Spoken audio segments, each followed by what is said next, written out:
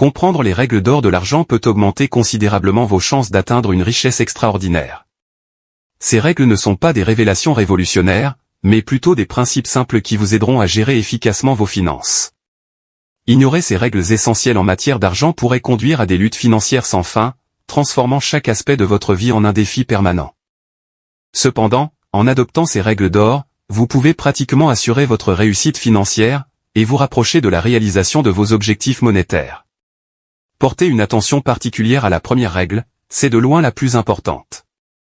Bonjour à tous, et bienvenue sur le Titan Cuirassé, une chaîne où vous pouvez apprendre sur l'investissement, les finances personnelles, la gestion de l'argent, la psychologie, et sur beaucoup d'autres sujets d'éducation financière, parce que les écoles ne vont pas le faire à votre place. Si l'un de ces sujets vous intéresse, ou si vous voulez apprendre à mieux gérer votre argent, et à jouir d'une plus grande liberté financière, n'hésitez pas à vous abonner, à me laisser un like, et à activer la cloche des notifications pour être averti chaque fois que je publierai une nouvelle vidéo. Sans plus tarder, plongeons dans le vif du sujet. Numéro 10, comprendre le jeu. Personne ne veut naviguer dans la vie, sans pouvoir s'offrir l'essentiel ou les choses qu'il désire. Ce genre d'existence entraîne souvent une foule de problèmes, notamment un niveau de stress élevé, une mauvaise santé, et un manque de bonheur ou d'épanouissement. Deux options s'offrent à vous. Soit vous prenez le temps d'apprendre et de maîtriser le jeu de l'argent pour mener la vie que vous souhaitez, soit vous l'évitez complètement et vous risquez de rester fauché pour toujours. Si la maîtrise de vos finances peut sembler un défi de taille au départ, beaucoup découvrent que c'est bien plus facile que l'alternative, lutter constamment pour joindre les deux bouts, payer les factures, se loger, travailler sans cesse, et vivre dans l'inquiétude perpétuelle. Numéro 9, évitez les biens qui se déprécient. Une stratégie clé pour améliorer votre santé financière à long terme, et augmenter votre valeur nette personnelle, consiste à minimiser l'achat de biens qui se déprécient, comme les voitures, et les biens matériels coûteux. Ces biens perdent souvent de la valeur plus rapidement que vos investissements ne progressent, ce qui peut entraver votre capacité à accumuler des richesses. Dépenser excessivement, et pire encore, s'endetter pour acquérir ces biens qui se déprécient, est l'une des actions les plus néfastes que vous puissiez prendre pour vos finances. C'est pourquoi il est essentiel de réduire le montant que vous consacrez aux biens qui perdent de la valeur, ou qui font baisser votre valeur nette. Au lieu de cela, donnez la priorité à l'investissement de votre argent dans des actifs qui s'apprécient et qui génèrent des rendements, comme l'immobilier, les actions, les métaux précieux, les crypto-monnaies, ou les objets de collection de grande valeur. Numéro 8, faites travailler votre argent pour vous. Le simple fait d'épargner de l'argent sur un compte bancaire ne vous rendra pas riche. Avec des taux d'intérêt minimes sur l'épargne et une inflation élevée, la valeur de votre argent s'érodera rapidement, si vous ne savez pas comment l'investir judicieusement. Comme l'a dit Warren Buffett, si vous ne trouvez pas un moyen de gagner de l'argent en dormant, vous travaillerez jusqu'à votre mort. En comptant uniquement sur l'échange de temps contre de l'argent, il est pratiquement impossible de s'enrichir, car il n'y a pas beaucoup de temps dans une journée pour travailler. En outre, lorsque vous échangez du temps contre de l'argent, vous le gagnez ou le dépensez, sans intermédiaire.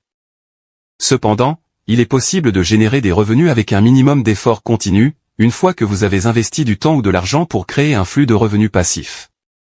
En investissant vos revenus dans des actifs tels que l'immobilier, les actions, ou les entreprises, vous finirez par générer un flux régulier de revenus, vous libérant ainsi de la nécessité de travailler activement. Numéro 7, évitez de dépenser pour impressionner les autres. Trop souvent, les gens gaspillent de l'argent en essayant d'impressionner des personnes qu'ils ne connaissent pas bien, ou qu'ils n'apprécient même pas. Pensez à ce voisin que vous ne supportez pas. Serait-il impressionné si vous arriviez dans une voiture flambant neuve? Ou, que dire de l'achat d'une grande maison luxueuse, juste pour impressionner les amis et la famille? Bien que ces achats puissent vous donner un regain temporaire d'estime de soi, et peut-être vous valoir une certaine admiration, cette attention ne durera pas longtemps. Très vite, vos voisins, vos amis, et votre famille, passeront à autre chose, et oublieront ces achats coûteux. En revanche, les lourdes mensualités de ce véhicule tapent à l'œil, et les dépenses courantes liées à l'entretien de cette impressionnante maison, vous resteront en travers de la gorge pendant des années. Concentrez-vous sur des choix financiers qui vous profitent réellement, et arrêtez de dépenser de l'argent uniquement pour éblouir les autres. Numéro 6, ne vous endettez pas. Ce n'est pas parce que vous êtes capable de gérer les paiements mensuels, que vous pouvez vraiment vous permettre quelque chose. Avec les options de financement facilement disponibles pour tout, des voitures aux meubles de maison, il est facile de se sentir tenté de s'endetter pour faire ses achats. Vous voulez ce nouveau canapé élégant aujourd'hui, vous ne voulez pas attendre des mois ou des années pour économiser de l'argent. Mais en réalité, si vous ne pouvez pas vous permettre de payer ces luxes au comptant, alors, vous ne pouvez pas vous les permettre du tout. En outre, ces paiements mensuels peuvent faire des ravages dans votre trésorerie, ce qui vous laisse beaucoup moins d'argent à consacrer à l'amélioration de votre situation financière. Cela ne signifie pas qu'il faille éviter complètement d'emprunter de l'argent, ou insister pour payer chaque achat au comptant. Dans certaines situations, il est judicieux d'utiliser l'argent de la banque comme levier, à condition d'avoir les liquidités nécessaires pour le rembourser en cas de besoin. Numéro 5. Maintenez un équilibre avec le risque. Tous les domaines de la vie, y compris vos finances, impliquent un certain niveau de risque, et il vous appartient de trouver le bon équilibre entre le risque et la récompense. En règle générale, un risque plus élevé s'accompagne d'un potentiel de récompense plus important, mais une prise de risque excessive peut conduire à la ruine financière, tandis que le fait d'éviter tout risque peut vous bloquer, et vous empêcher d'atteindre l'indépendance financière. Par exemple, l'achat d'un bien immobilier locatif comporte des risques, mais son rendement potentiel peut dépasser celui de la plupart des autres investissements. Et qu'en est-il de la possibilité de quitter son emploi actuel pour se lancer dans une nouvelle carrière?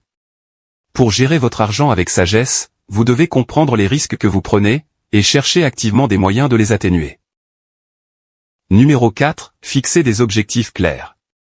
Il est essentiel d'avoir des objectifs bien définis pour rester sur la voie de la liberté financière.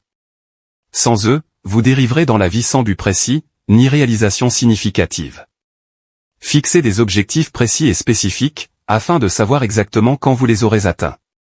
Lorsque vous fixez des objectifs, utilisez le cadre SMART.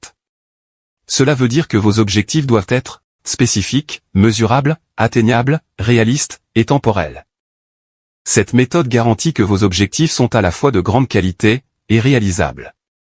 Notez toujours vos objectifs, car cela vous permet de vous investir émotionnellement et mentalement, ce qui augmente vos chances de réussite. Des recherches menées par l'Université dominicaine révèlent que le fait de noter ses objectifs quotidiennement augmente de 42% les chances de les atteindre. Numéro 3. Restez organisé. Une maison encombrée et désorganisée peut être source de stress, de chaos et d'accablement, et il en va de même pour vos finances. Les budgets désordonnés et les factures éparpillées ne sont pas seulement stressants. Ils peuvent aggraver votre situation financière, entraînant des paiements manqués, des frais qui s'accumulent, de mauvaises habitudes de consommation, et une réduction de l'épargne. Vous devez au moins connaître votre revenu total, votre salaire net, vos dépenses mensuelles, votre taux d'épargne, le rendement de vos placements, et votre valeur nette. En ayant ces informations à portée de main, il est beaucoup plus facile de suivre les progrès accomplis, et de repérer les points à améliorer. Par exemple, si l'un de vos objectifs est d'atteindre une valeur nette de 100 000 $, comment pouvez-vous espérer suivre vos progrès si vous ne connaissez même pas votre valeur actuelle? Numéro 2. Adoptez le bon état d'esprit. Lorsqu'il s'agit d'améliorer vos finances, votre attitude à l'égard de l'argent est une base essentielle. Avoir une bonne mentalité fait une énorme différence. Vous ne parviendrez jamais à vous enrichir si vous continuez à vous trouver des excuses, et à vous convaincre qu'il est impossible de devenir riche. C'est à vous qu'il revient d'assumer la responsabilité de votre situation. Commencez par décider de rechercher la richesse plutôt que de rester fauché, de vivre d'un chèque de paie à l'autre, et de lutter constamment.